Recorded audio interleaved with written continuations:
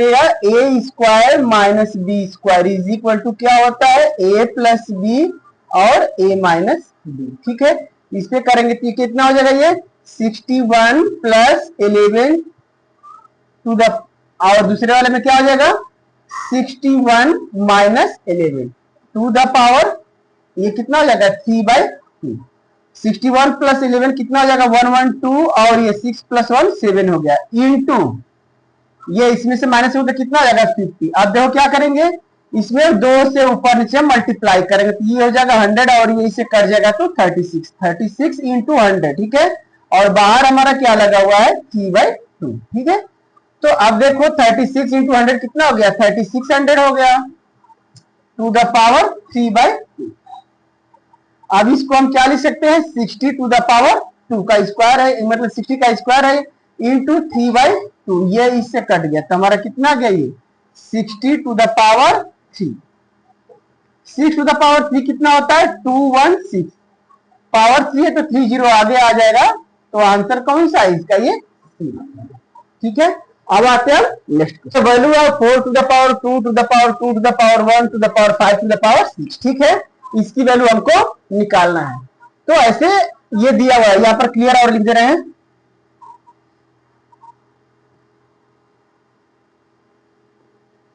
ये दिया हुआ है 4 to the power 2 to the power 2 to the power 1 to the power 5 to the power 6।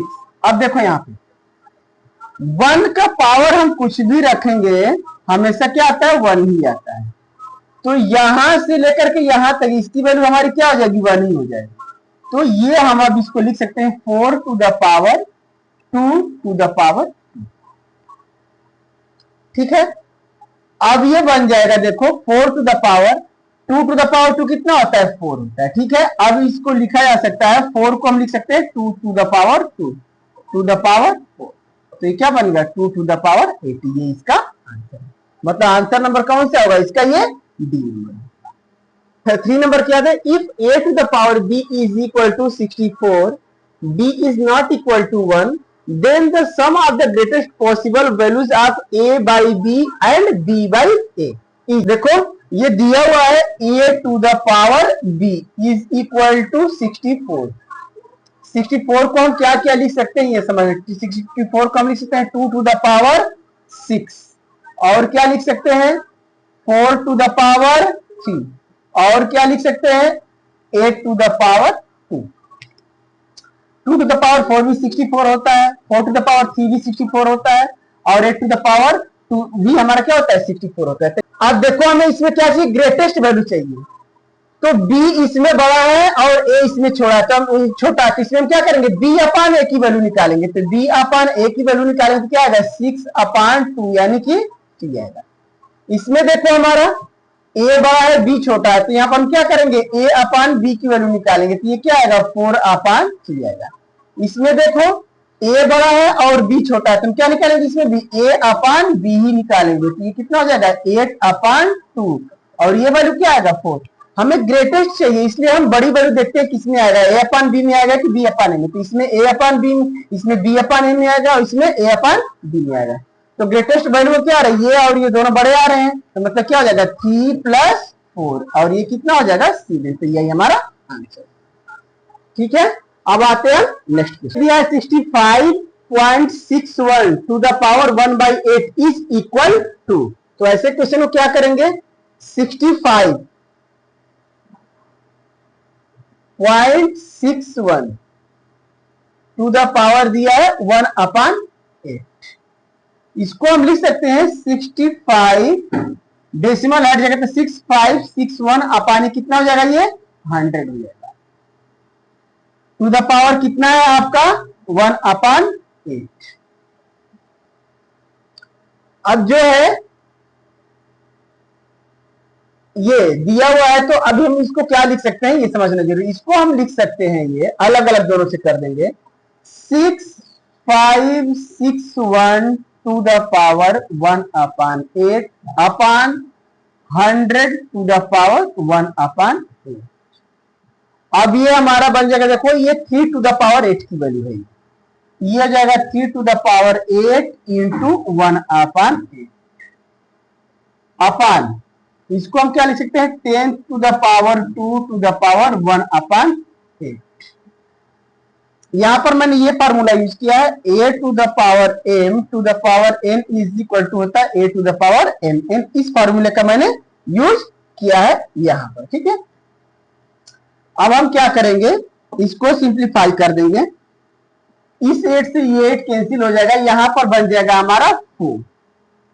तो अब ये हो गया 3/10 टू द पावर 1/4 और इसको लिखा जा सकता है 3/10 और ये क्यों, ये पावर 4 इस तरह से। क्यों, ये देखो ये फार्मूला था, अगर ये अंदर होता है तो इसको लिखते हैं a टू द पावर 1/, ठीक है। अगर ये इस तरह से होता है तो इसको लिखा जाता है a टू द पावर 1/, ठीक है।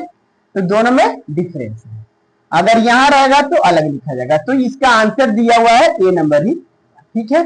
अब आते हैं नेक्स्ट क्वेश्चन, ये इंपॉर्टेंट क्वेश्चन है। अब ऐसे ही कॉन्सेप्ट बेस्ड क्वेश्चन आएंगे जो नए वाली बुक आ रही है, ठीक है। तो 27 टू द पावर x, इसको हम क्या लिख सकते हैं 27 को 3 to the power 3 to the power कितना हो जाएगा 2/3। मैंने इस फार्मूले का यूज किया, अभी पीछे वाले बताया a to the power m to the power n is equal to a to the power mn। इस फार्मूले का मैंने यूज किया, ठीक है। माइनस इसको क्या लिख सकते हैं 9 to the power 2 to the power 1/2 to the power कितना है हमारा x, ठीक है, इज इक्वल टू 0 दिया है। अब देखो इस 3 से ये कैंसिल हो जाएगा और इस 2 से ये 2 कैंसिल हो जाएगा। 3 टू द पावर 3 की 3 टू द पावर 2 कितना हो जाएगा 9 minus 9 to the power 1 9 to the power x is equal to 0। अब इसकी वैल्यू कितनी है 0, 0 to the power x is equal to 0 आ रहा है। तो x की जो वैल्यू होगी ना वो ग्रेटर देन 0 होगी, 0 से छोटी नहीं होगी, मतलब कि 1 2 3 ये हो सकता है, ठीक है। अब ये क्वेश्चन दिया हुआ है 7 to the power 5x minus 8 into 5 to the power x plus 2 is equal to 30625 then x is equal to. तो ऐसे क्वेश्चन में क्या करते हैं प्राइम फैक्टराइजेशन करते हैं। तो 30625 है, इसका हम प्राइम फैक्टराइजेशन करेंगे। 5 से जाएगा 5 6 या 30, यहाँ 6 है तो 5 1 या 5 5 2 या 10 और 5 5 या 25। फिर 5 से डिवाइड होगा, ये 5 1 या 5 5 2 या 10, फिर 5 2 या 10 और 5 5 या 25। फिर 5 से डिवाइड होगा, 5 जब तक आता रहेगा, 5 2 या 10 5 4 या 20 और 5 5 या 25। फिर 5 से डिवाइड होगा तो ये 5 4 या 20 और 5 9 या 45 और अब 7 से डिवाइड होगा तो 7 और फिर 7 से गया तो ये 1 हो जाएगा। तो क्या आ गया 5 टू द पावर 4। तो ये दिया हुआ है 7 to the power 5x minus 8 is equal to कितना हो जाएगा 7 टू द पावर 2 और 5 to the power x plus 2 is equal to कितना हो जाएगा 4। 5 टू द पावर 4 दिखा है यहां से, ये 1 2 3 4। यहां से देखो अगर यहां से करते हैं तो x plus 2 is equal to 4, तो x की वैल्यू हमारी 2।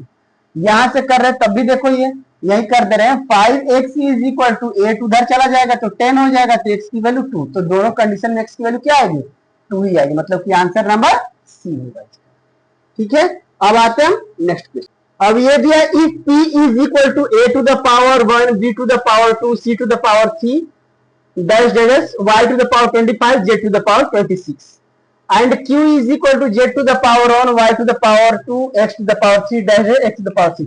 ये देखो ABCD अल्फाबेटिकल लेते हैं तो A 1 नंबर पे आता है तो 1 पावर, B 2 नंबर पे आता है 2 पावर, C 3 नंबर पे आता है 3 पावर, Z 26 नंबर पे आता है तो पावर 26 और इसमें जस्ट इसका उल्टा किया, ठीक है, पीछे से लिया, ठीक है। तो Z टू द पावर 1 तो अब इधर से करेंगे तो A हमारा 26 और वहां दिया हुआ है XYZ, क्या दिया हुआ है XYZ इज इक्वल टू कितना दिया हुआ है 64 और अंडर में ये दिया हुआ 54 यहां पर, ठीक है, 54 रूट 64 दिया हुआ, ठीक है। तो हमें बोला पी क्यू की वैल्यू। तो देखो यहाँ से पी क्यू जो हम मल्टीप्लाई करेंगे तो यहाँ 1 है ए और यहाँ ए क्या है 26, तो 27 होगा। बी भी हमारा क्या होगा 27 होगा, जेड भी हमारा 27 है। तो मतलब कि सारे नंबर क्या होंगे 27 पावर आएंगे।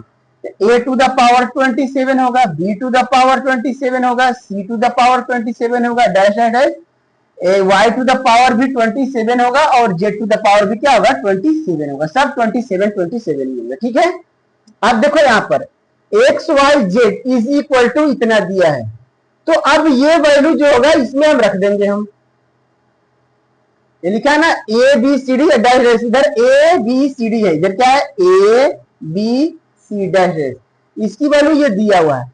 तो अब ये देखो इसको हम ये लिख सकते हैं A B C dash dash Y Z to the power 27। मैंने इस फार्मूले का यूज किया। देखो जैसे a to the power m into B to the power m होता है, तो इसको लिखते हैं a to the power m। जब पावर सेम रहता है तो दोनों मल्टीप्लाई में आते हैं, तो इस तरह से इसमें सबके पावर सेम है तो पावर ये हो गया 27, ठीक है। इसी फार्मूले का हमने यहाँ पर यूज किया है। अब क्या करेंगे, इसकी जगह पर हम ये वैल्यू रखेंगे। इसको हम इस तरह से लिख सकते हैं, देखो ये 64 टू द पावर 1/54। तो अब इसकी जगह पर लिखेंगे तो क्या हो जाएगा 64 टू द पावर 1/54 हो गया, ठीक है। इसका पावर हमारा कितना दिया हुआ है, दिया हुआ है 27, तो ये क्या हो जाएगा देखो 64 टू द पावर 27/54, ये इससे डिवाइड करेंगे तो आ गया 1/2, और ये क्या है 8 का स्क्वायर है तो डायरेक्ट कर दे रहे हैं 8 टू द पावर 2 इंटू 1/2, तो आंसर इसका कितना होगा 8। अच्छा क्वेश्चन था ये, इसका नंबर ये बी आंसर। अब आते हैं next question, which is the greatest. ऐसे क्वेश्चन जब भी आए ना तो हम क्या करते हैं प्राइम फैक्टर कर लेते हैं, हमारे लिए इजी बनता है। देखो 81 दिया हुआ है, 81 इसको मैं कर रहा हूं 81 को हम क्या लिख सकते हैं 3 टू द पावर 4, ठीक है, टू द पावर 18 कर दो इसको हम क्या लिख सकते हैं ये 3 टू द पावर 5 है, ये टू द पावर 15, ये क्या है 3 to the power 3 to the power 21, ये क्या है 3 to the power 2 to the power 90।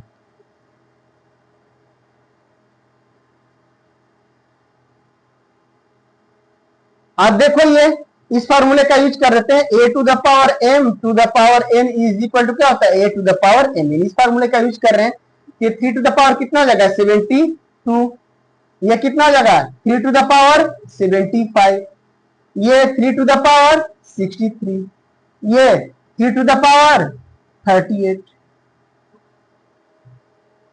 सबसे बड़ा, एक मिनट लास्ट वाला मैंने कुछ और लिखा है क्या, 3 टू द पावर ये 90 नहीं, ये है 38। तो जब 38 है तो यहां 38 लिखेंगे तो यहां पर हो जाएगा 76 हो जाएगा।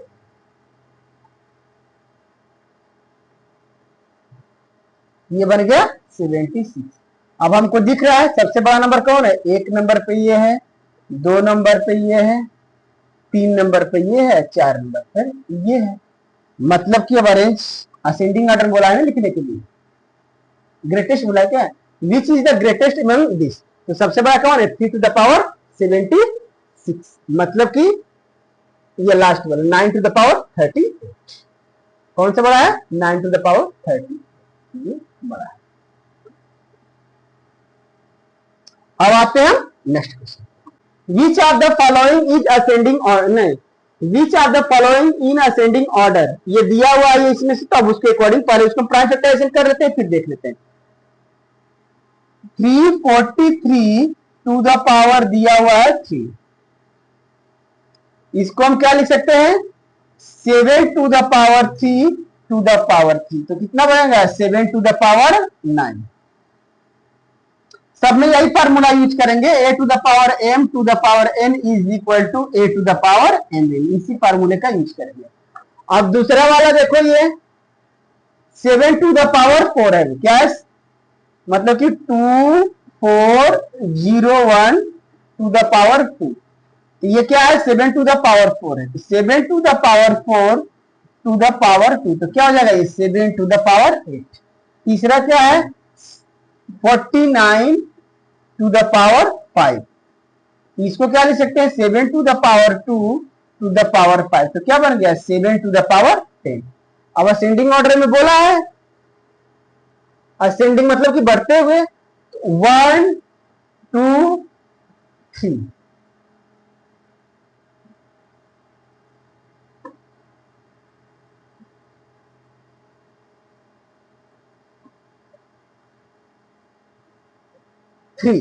आप देखो 1 नंबर पे हमारा क्या है, ये 2401 1 नंबर पे ये है, और 2 नंबर पे 343।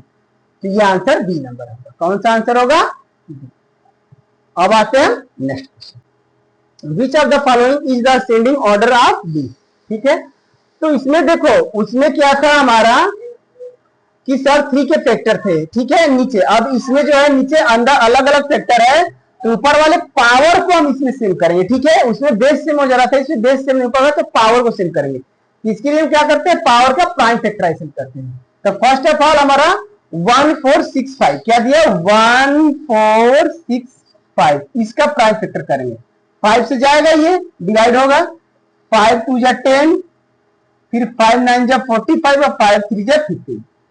दूसरे वाले को इस तरह से करेंगे, 1172, इसको भी प्राइम फैक्टर करेंगे। 4 से जाएगा, अच्छा देखो मैं इसको 4 से क्यों कर रहा हूं, 4 3 जा 12 होता है, इसलिए मैं 4 से कर रहा हूं। ठीक है, तो क्या हो जाएगा, 4 2 जा 8, फिर यहां बच गया हमारा 3, तो 4 9 जा 36 और 4 3 जा 12। तीसरा वाला हमारा क्या है, 589, क्या है ये,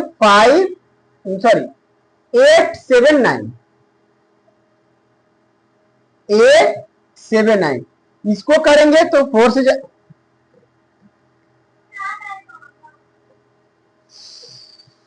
तीसरा हमारा क्या है, 5 टू द पावर 879, तो हम यहाँ 879 का प्राइम फैक्टर करेंगे।